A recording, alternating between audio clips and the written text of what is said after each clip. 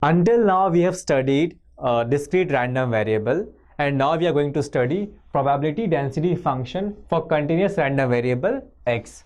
So in this case, let us take an example to study this.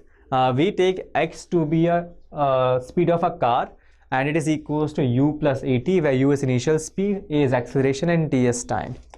Now suppose if we want to find out distance covered by the car at t equals to 2 seconds. So what we are going to do here, we are trying to find out distance of a car at a particular instant, which is not possible. To find a distance, what we do, we define a range of interval. So to find a distance at t equal to 2 seconds, we will take neighborhood points, that is 1.9 seconds and 2.1 seconds, and we will find distance of the car between these two points, and this we can find out by using area under the curve of u plus at. And this distance will contain the distance of the car at t equal to 2 seconds. So similarly, in case of probability of continuous random variable, finding probability at a particular point is not possible. So we define a range, and over that range we try to find out the probability of certain variable, certain random variable x.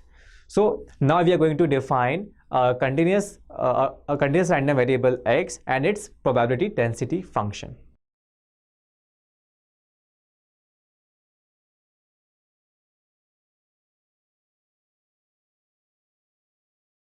So let us see how probability density function in case of continuous random variable looks like. So here we define fx to be probability density function of continuous random variable, and this will be valid only if fx is non-negative for all x belonging to R. That is, this function must be non-negative between minus infinity to infinity. And secondly, this integration f of x dx from minus infinity to infinity should be equals to 1. Now you can see this, you can relate this from discrete random variable x. In that case, the values of x values of function f of x were very discrete values. They were single individual values, but in this case they won't be individual values. And secondly, sum of all the probabilities was equal to 1 in that case. Here also sum of all the probabilities is equals to 1. Now here's a special case. Suppose if f of x is non-negative from interval a to b, then its integration from a to b will be equals to 1. So this f of x is probability density function for continuous random variable x.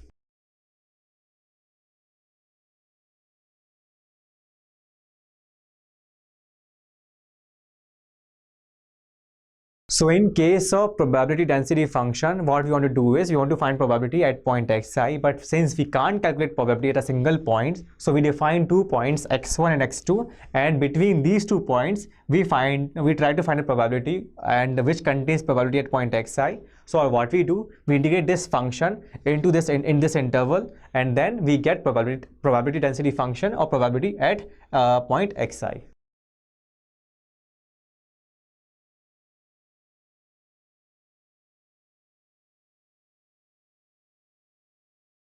So in case of probability density function, what we do is we find the probability around a point. So let us say that we have a point xi and we want to find probability of a function around this point, that is xi. So what we do is we choose one point before xi and one point after xi, and in that interval we integrate the function. But in this case, if we want to find probability till point xi, that is all the probabilities before xi including xi, then we use cumulative density function, which we denote as f of xi, and this is equals to probability of x less than equals to xi equals to integral minus infinity to xi f of x dx, where xi is a point of consideration. So this is what we call as cumulative density function to find probability of a point, to find probability till a particular point.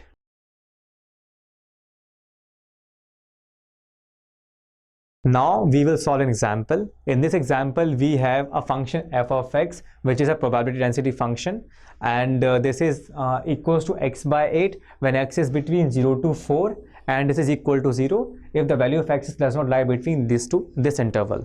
So at this point we have to find we have to solve 3 questions. First question is we have to find probability of x between x less than equal to 2, then p of x between 0 to 3, and p of x greater than 3. So let us solve the first part. the first part says probability x less than equals to 2. So in this case, we can integrate the function f of x dx from minus infinity to 2, and we can this further break it down to minus infinity to 0 plus 0 to 2.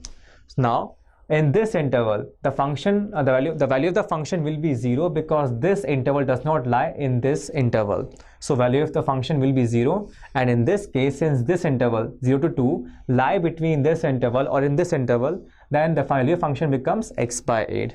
So we have to integrate this function, and from here we get x square by 16, and after applying limits we get 1 by 4.